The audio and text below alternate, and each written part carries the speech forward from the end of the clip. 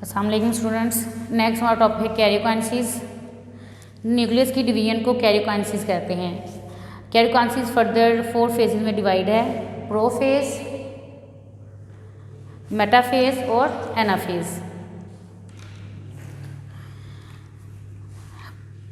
Division से पहले cell के अंदर क्रोमोसोम जो है धागे की तरह पड़े हुए होते हैं। इस धागे की ये जो फॉर्म है इसे क्या बोला जाता है? क्रोमैटिन। जैसे ही डिवीजन स्टार्ट हो जाती है ये क्रोमैटिन, ये जो धागे हैं ये इकट्ठे होना शुरू हो जाते हैं, कंडेंस होना शुरू हो जाते हैं और क्रोमोसोम की शक्ल इख्तियार कर लेते हैं। क्रोमोसोम जो है ये एस फेज में डुप्लीकेट हो जाता है। जब ये विजिबल नज़र आते हैं प्रोफेज में तो इनके दोनों आर्म्स कंप्लीट होती हैं। इन दोनों आर्म्स को क्या कहा जाता है? क्रोमेटिड्स। ये क्रोमेटिड जिस पॉइंट के साथ जुड़े होते हैं उस पॉइंट को कहते हैं सेंट्रोमेयर। ये दरमियान में देखिए डार्क पिंक कलर में, ये क्या है? सेंट्रोमेयर। इसके गिर्द एक और पॉइंट ऑफ अटैचमेंट होता है जिसके साथ स्पिंडल फाइबर्स अटैच होती हैं आके।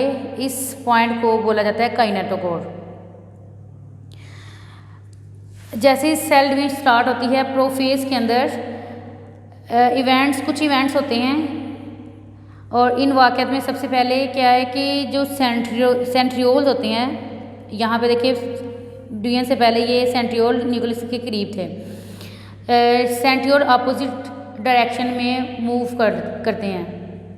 सेंट्रियोल अपोजिट डायरेक्शन में चले जाते हैं।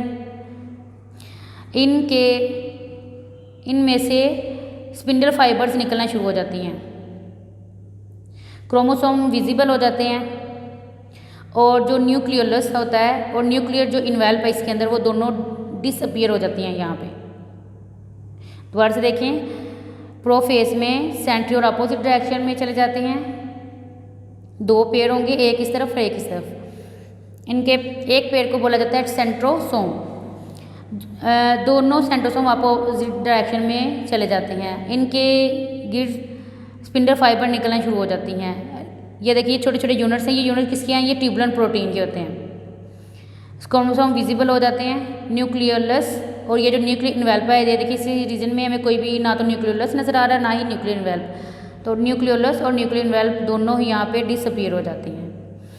यहाँ पे स्पिंडल फाइबर का ये जो मुकम्मल सेट बन जाता है, तो इस मुकम्मल सेट को क्या बोला जाता है? माइटोटिक स्पिंडल फाइबर्स, जो क्रोमोसोम के साथ अटैच होंगे। प्लांट के अंदर प्रोफेज थोड़ी डिफरेंट है। प्लांट्स में प्रोफेज से पहले न्यूक्लियस जो है वो दरमियान में आ जाता है, क्योंकि जो प्लांट उनमें दरमियान में क्या चीज़ होती है? वैक्यूल होता है, साइड पे न्यूक्लियस होता है।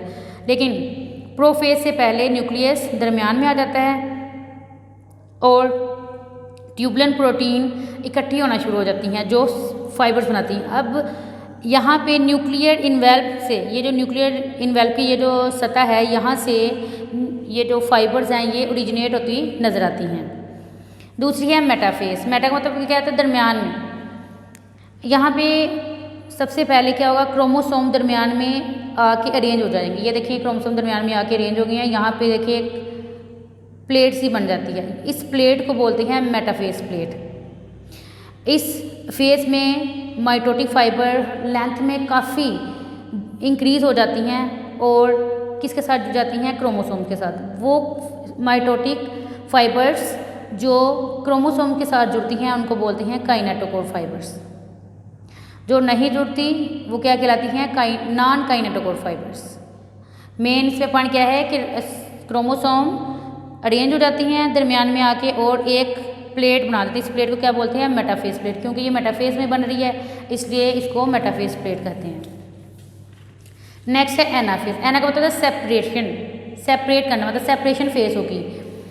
स्पिंडल जो काइनेटोकोर फाइबर्स होती हैं जो क्रोमोसोम के साथ जुड़ती हैं, ये फोर्स लगाती हैं, ये कॉन्ट्रैक्ट होती हैं।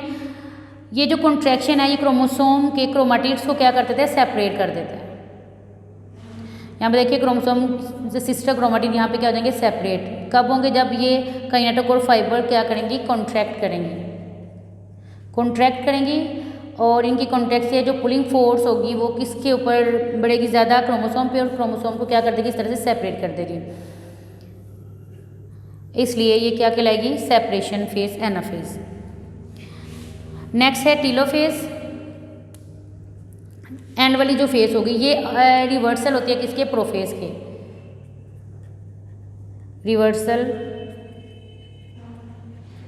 To profess. जो प्रोफेस में जो इवेंट्स हो रहे हैं यहाँ पे क्या हो जाएंगे, अपोजिट होंगे। वहाँ पे देखिए न्यूक्लियर इनवेल्प और न्यूक्लियस डिसअपीयर होते हैं, यहाँ पे न्यूक्लियर इनवेल्प और न्यूक्लियोलस जो है ये दोबारा से क्या हो जाएंगे, रीअपीयर हो जाएंगे। क्रोमोसोम जो विजिबल हुए थे वो दोबारा से लूज थ्रेड लाइक फॉर्म में चेंज हो जाएंगे, लूज थ्रेड लाइक स्ट्रक्चर में चेंज हो गई। ये थ्रेड लाइक स्ट्रक्चर क्या होगा, क्रोमेटिन। और इनके गिर्द यहाँ पे देखिए क्या है, न्यूक्लियन वेल्व, दरमियान में न्यूक्लियोलस, और ये लूज फॉर्म जो है धागे की तरह, ये क्या है, क्रोमेटिन। जो सेंट्री और अपोजिट डायरेक्शन में गए थे वो वापस अपनी जगह पर आ जाएंगे।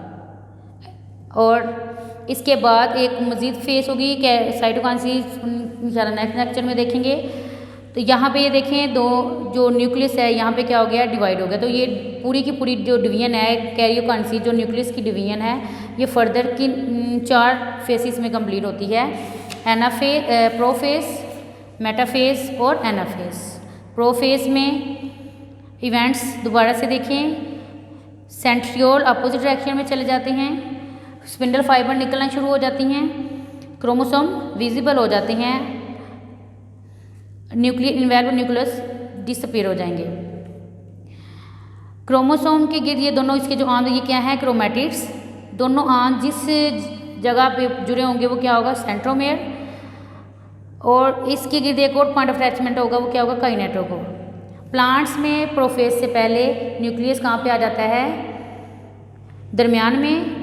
न्यूक्लियर इनवेल्व की सतह से स्पिंडल फाइबर जो है वो निकलती हुई नजर आएंगी, और ये स्पिंडल फाइबर कैसे बनेंगी, ट्यूबुलेंट प्रोटीन की मदद से।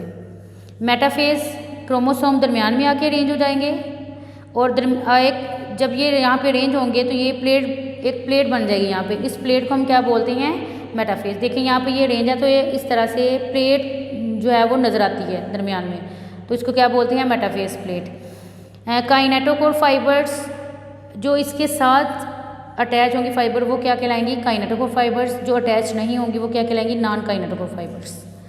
एनाफेज, सेपरेशन फेज, यहाँ पे क्रोमोसोम जो है ये क्या हो जाएंगे, सेपरेट हो जाएंगे, और जो स्पिंडल फाइबर है ये भी लेंथ में डिक्रीज होना शुरू हो जाएंगी। टीलोफेज, इसमें न्यूक्लियस जो है मुकम्मल तौर पर डिवाइड हो जाएगा। कैसे, ये अपोजिट होगी प्रोफेज के। यहाँ पे न्यूक्लियोलस और न्यूक्लियर इनवेल्व रीअपीयर हो जाएंगे। क्रोमोसोम दोबारा धागे की फॉर्म में आ जाएंगे, और क्या कहलाएगा, ये वाला जो धागे की जो फॉर्म होगी, क्रोमेटिन। सेंट्रियोल जो है ये अपोजिट डायरेक्शन की बजाय वापस कहाँ पे आ जाएंगे, अपनी पहली वाली पोजीशन पे। इस तरह की इवेंट है, ये इंपॉर्टेंट है। हर फेज़ आपने अच्छी तरह से याद करनी है, पहले डायग्राम बनानी है और फिर इसको याद भी करना है।